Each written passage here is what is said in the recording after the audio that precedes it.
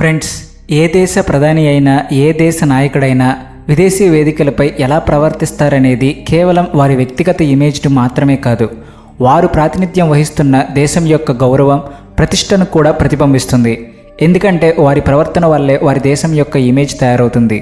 అందుకే దేశాన్ని నడిపించే వ్యక్తి యొక్క క్యారెక్టర్ ఎల్లప్పుడూ అత్యంత ముఖ్యమైనదిగా పరిగణించబడుతుంది. ఫ్రెండ్స్, అంతర్జాతీయ రాజకీయాల్లో శాశ్వత మిత్రులు, శాశ్వత శత్రువులు అనే భావన కంటే శాశ్వతమైనది ఒక్కటే, అదే జాతీయ ప్రయోజనం. అవును, మీరు విన్నది నిజమే. ఎందుకంటే దేశహితం కోరినప్పుడు పరిస్థితులను బట్టి మిత్రులు మారవచ్చు, విధానాలు మారవచ్చు, కానీ దేశ ప్రయోజనం మాత్రం మారదు. భారతదేశానికి మిత్రమైన ఇజ్రాయెల్, అలాగే దాని నాయకత్వం మరోసారి ప్రపంచానికి ఇదే వాస్తవాన్ని గుర్తు చేసింది. దేశ ప్రయోజనాల విషయంలో ఎదురుగా అమెరికా ఉన్న, డొనాల్డ్ ట్రంప్ వంటి శక్తివంతమైన నాయకుడు ఉన్న, లేదా మరే సూపర్ పవర్ ఉన్న, ఒక దేశం తన ఆత్మ గౌరవాన్ని, స్వాభిమానాన్ని కాపాడుకోవాల్సిన బాధ్యత తనదే అని ఇజ్రాయెల్ తేల్చి చెప్పింది. సో ఇప్పుడు ఈ పూర్తి వ్యవహారం ఏమిటి, మరియు ట్రంప్ యొక్క ఒత్తిడి తంత్రాలపై నెతన్యాహు ఎలాంటి స్టేట్మెంట్ ఇచ్చారు, మనం దాని గురించి ఖచ్చితంగా చర్చించుకుందాం. కానీ దీనితో పాటు మన భారతదేశ విదేశాంగ మంత్రి జైశంకర్ సార్ కూడా సౌత్ కొరియాలో జరిగిన ఒక గ్లోబల్ ఈవెంట్లో గ్లోబల్ వరల్డ్ ఆర్డర్ గురించి ఒక ప్రకటన చేశారు. దానిపై కూడా మనం మాట్లాడుకుందాం. సో ఇవే కాకుండా వీటితో పాటు ఇంకా చాలా అప్డేట్స్ వస్తున్నాయి. సో వీటన్నిటి గురించి ఈ వీడియోలో నేను డీటెయిల్డ్గా ఎక్స్ప్లెయిన్ చేస్తాను. కాబట్టి వీడియోని తప్పకుండా చివరి వరకు చూడండి. మొదటగా భారతదేశ మిత్రదేశమైన ఇజ్రాయెల్ గురించి మాట్లాడుకుందాం. ఫ్రెండ్స్, ప్రస్తుతం ఇజ్రాయెల్ అమెరికా సంబంధాల్లో దౌత్యపరమైన విభేదాలు స్పష్టంగా కనిపిస్తున్నాయి. ఈ పరిణామాలపై CNN, రూటర్స్, BBC వంటి అంతర్జాతీయ మీడియా సంస్థలు కూడా కథనాలు ప్రచురించాయి. ఇరాన్, లెబనాన్కు సంబంధించిన భద్రతా పరిణామాలు మరియు ప్రాంతీయ ఉద్రిక్తతల నేపథ్యంలో అమెరికా, ఇజ్రాయెల్ మధ్య విధానపరమైన భేదాభిప్రాయాలు పెరిగాయని విశ్లేషకులు భావిస్తున్నారు. ఈ పరిస్థితుల్లో ఇజ్రాయెల్ ప్రభుత్వ వర్గాలు అమెరికా అధ్యక్షుడు డొనాల్డ్ ట్రంప్ విధానాలపై బహిరంగంగా ప్రశ్నలు లేవనెత్తే స్థాయికి పరిస్థితులు చేరాయని నివేదికలు సూచిస్తున్నాయి. అదే సమయంలో ఇజ్రాయెల్ ప్రతిపక్ష పార్టీలు మరో ఆరోపణ కూడా చేస్తున్నాయి. వారి వాదన ప్రకారం లెబనాన్, ఇరాన్లపై సైనిక చర్యలను నిలిపివేయడం అమెరికా ఒత్తిడి వల్లే జరిగిందని, అలాగే ప్రధానమంత్రి బెంజమిన్ నెతన్యాహు చేపట్టే ప్రతి ప్రధాన సైనిక చర్యకు ముందుగా వైట్ హౌస్, డొనాల్డ్ ట్రంప్ ఆమోదం తీసుకుంటున్నారనే విమర్శలు చేస్తున్నారు. ఈ ఆరోపణలను ప్రతిపక్షం రాజకీయ అంశంగా ముందుకు తెస్తుండగా వాటిపై సంబంధిత పక్షాలు వేర్వేరు వివరణలు ఇస్తున్నాయి.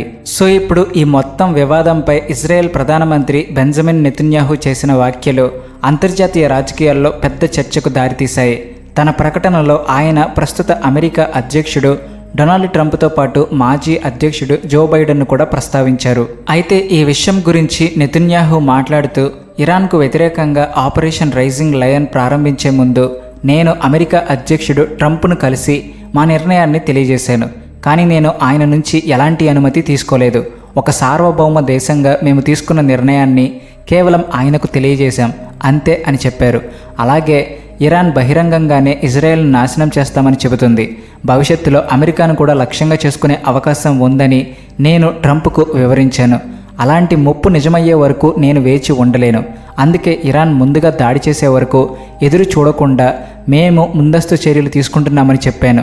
ఆపరేషన్ చివరి దశలో ట్రంప్ కూడా మా సైనిక చర్యకు మద్దతు ఇవ్వడం సంతోషకరమైన విషయమని ఆయన తెలిపారు. అంతేకాకుండా దేశ భద్రత, జాతీయ ప్రయోజనాల విషయంలో అవసరమైతే అమెరికా అధ్యక్షుడికైనా నో చెప్పాల్సిన పరిస్థితులు వస్తాయని, అలాంటి నిర్ణయాలు తీసుకోవడానికి తాను ఎప్పుడూ వెనుకాడనని నెతన్యాహు స్పష్టం చేశారు. ఎదురుగా ప్రపంచంలోనే అత్యంత శక్తివంతమైన దేశాధ్యక్షుడు ఉన్నప్పటికీ ఇజ్రాయెల్ తన భద్రతకు సంబంధించిన నిర్ణయాలను స్వతంత్రంగానే తీసుకుంటుందని ఆయన సందేశం ఇచ్చారు. ఫైనల్గా ఇజ్రాయెల్ ప్రధానమంత్రి అయిన నెతన్యాహు చెప్పాలనుకున్నది ఏమిటి అంటే, ఇజ్రాయెల్ తన సైనిక లేదా భద్రతా నిర్ణయాలకు అమెరికా నుంచి అనుమతి తీసుకోదని, కేవలం తమ నిర్ణయాలను మిత్రదేశంగా అమెరికాకు తెలియజేస్తుందని ఆయన స్పష్టం చేశారు. అలాగే గాజాలోని రాఫా ఆపరేషన్ విషయంలో అమెరికా అభ్యంతరాలు వ్యక్తం చేసినప్పటికీ దేశ భద్రతను దృష్టిలో ఉంచుకుని ఇజ్రాయెల్ తన నిర్ణయాన్ని అమలు చేసిందని నెతన్యాహు పేర్కొన్నారు. సో ఇప్పుడు తర్వాతి అప్డేట్ మన భారతదేశ విదేశాంగ మంత్రి జైశంకర్ సార్ గురించి వస్తుంది. ఆయన సౌత్ కొరియాలో ఒక ఈవెంట్లో ప్రసంగిస్తూ అమెరికా మరియు డొనాల్డ్ ట్రంప్ అడ్మినిస్ట్రేషన్ యొక్క ట్రేడ్ పాలసీలపై పరోక్షంగా బోల్డ్ కామెంట్స్ చేశారు. ఫస్ట్ పోస్ట్ కూడా దీనిపై ఒక కథనాన్ని ప్రచురించింది. ఫ్రెండ్స్, నిజానికి దక్షిణ కొరియాలో జరిగిన ఒక అంతర్జాతీయ వేదికలో ప్రసంగించిన సందర్భంగా doctor S Jaishankar global world ఆర్డర్లో చోటు చేసుకుంటున్న మార్పులపై తన అభిప్రాయాలను వ్యక్తం చేశారు. సో ఈ సందర్భంగా ఆయన మాట్లాడుతూ ప్రపంచంలోని కొన్ని సాంప్రదాయ శక్తివంతమైన దేశాలు ప్రపంచ ఆర్థిక వ్యవస్థ వేగంగా మారుతుందనే వాస్తవాన్ని ఇప్పటికీ పూర్తిగా అంగీకరించలేకపోతున్నాయి. ఒకప్పుడు ఆధిపత్యం చలాయించిన దేశాలతో పాటు ఇప్పుడు కొత్త ఆర్థిక శక్తులు కూడా వేగంగా ఎదుగుతున్నాయి. కానీ ఈ మార్పును కొందరు ఇంకా సానుకూలంగా స్వీకరించడం లేదు అని ఆయన అన్నారు. అంతేకాకుండా ఈ మారుతున్న ఆర్థిక సమీకరణాలను వారు జీరో సమ్ గేమ్ దృక్పథంతో చూస్తున్నారని జైశంకర్ వ్యాఖ్యానించారు. అంటే ఒక దేశం అభివృద్ధి చెందితే అది తప్పనిసరిగా మరో దేశానికి నష్టమే అన్న భావనతో వ్యవహరిస్తున్నారని ఆయన సూచించారు. సో ఇదే అంశాన్ని కొనసాగిస్తూ డాక్టర్ ఎస్ జైశంకర్ గ్లోబల్ ఎకానమీని జీరో సమ్ గేమ్గా చూడడం పూర్తిగా తప్పు అని అన్నారు. ఒక దేశం అభివృద్ధి చెందితే మరొక దేశానికి నష్టం జరుగుతుందనే భావన పాత ఆలోచన అని, ప్రపంచంలోని అనేక దేశాలు కలిసి అభివృద్ధి చెందితే అందరికీ ప్రయోజనం చేకూరుతుందని ఆయన స్పష్టం చేశారు.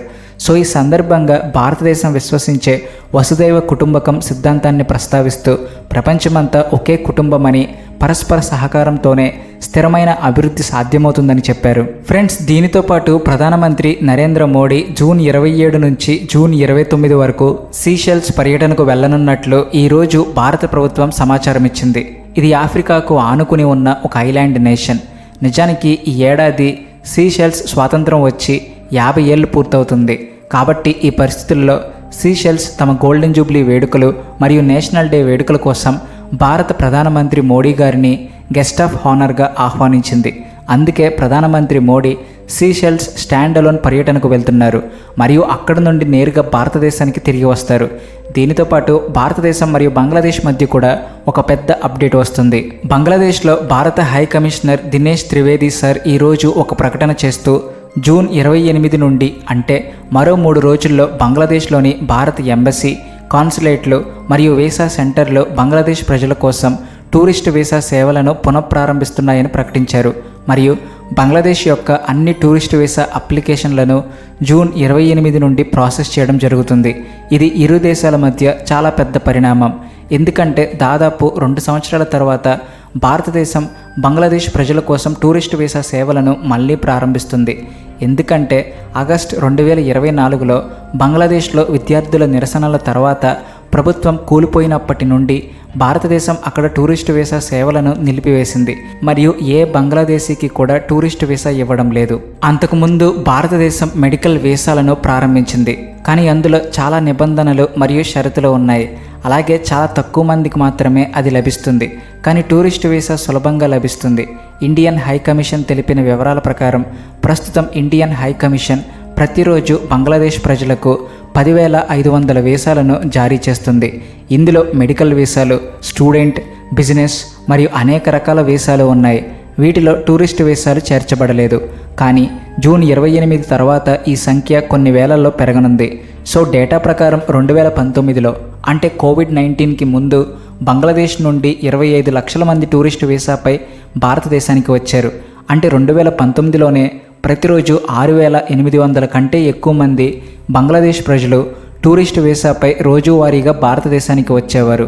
అదే సమయంలో 2023లో 21 లక్షల మంది మరియు 2024లో ఆగస్టుకు ముందు ప్రారంభ నెలలోనే 17,500 మంది బంగ్లాదేశ్ పర్యాటకులు భారతదేశానికి వచ్చారు.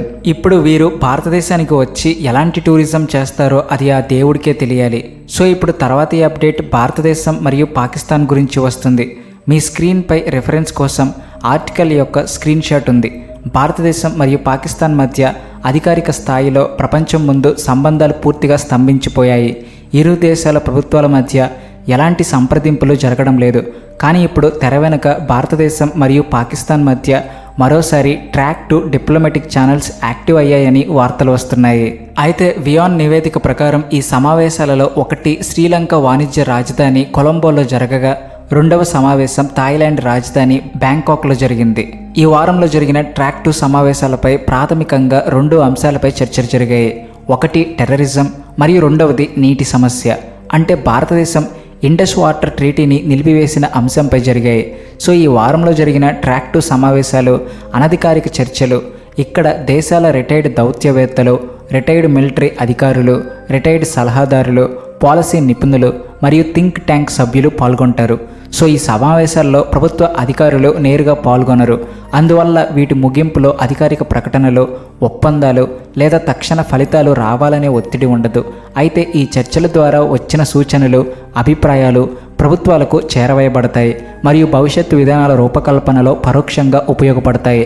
భారత్ పాకిస్తాన్ సంబంధాల విషయంలో ట్రాక్ టు బ్యాక్ ఛానల్ చర్చలు కొత్త విషయం కాదు. గత కొన్ని దశాబ్దాలుగా ఈ అనధికారిక సంభాషణలు కొనసాగుతూనే ఉన్నాయి. 1971 యుద్ధం, అణు పరీక్షలు, కార్గిల్ యుద్ధం, ముంబై ఉగ్రదాడులు, పఠాన్కోట్, పుల్వామా, పహల్గామ్ లాంటి తీవ్రమైన ఘటనల తర్వాత కూడా ఈ బ్యాక్ ఛానల్ సంప్రదింపులు పూర్తిగా ఆగిపోలేదు. అంటే అధికారిక స్థాయిలో రెండు దేశాల మధ్య చర్చలు నిలిచిపోయిన సందర్భాలు ఉన్నప్పటికీ అనధికారిక స్థాయిలో సంభాషణ మాత్రం ఎప్పుడూ పూర్తిగా నిలిచిపోలేదని చెప్పవచ్చు. ఈ కమ్యూనికేషన్ మార్గాలే ఉద్రిక్త పరిస్థితుల్లో కూడా కనీస స్థాయి సంభాషణను కొనసాగించడంలో కీలక పాత్ర పోషించాయి. సో ఇది కాకుండా గల్వాన్ లోయ ఘర్షణల తర్వాత భారతదేశం చైనాతో కూడా ఇలాంటి ట్రాక్ టు బ్యాక్ ఛానల్ చర్చలు జరిపిందని వార్తలు వస్తున్నాయి. ఆ సమయంలో కూడా భారతదేశం మరియు చైనా మధ్య ట్రాక్ టు బ్యాక్ ఛానల్స్ ద్వారా జరిగిన ఇన్ఫార్మల్ ఎక్స్చేంజ్లు మరియు బ్యాక్ ఛానల్ కమ్యూనికేషన్లకే ఇరు దేశాల మధ్య పరిస్థితి మరింత ముదరకుండా అడ్డుకున్నాయి. మరియు సరిహద్దుల్లో భారతదేశం మరియు చైనా మధ్య లడక్ LAC వద్ద పరిస్థితి సాధారణ స్థితికి వచ్చింది. అయితే పాకిస్తాన్తో ఈ బ్యాక్డోర్ ఛానల్స్ను కూడా పూర్తిగా బంద్ చేయాలని మీరు అనుకుంటున్నారా? అవును అని భావిస్తున్నారా? లేదా ప్రభుత్వం ఎలా అనుకుంటే అలా చేయాలా? కింద కామెంట్ చేసి మీ అభిప్రాయాన్ని ఖచ్చితంగా తెలపండి. అలాగే వీడియో నచ్చితే please like and share and also thanks for watching.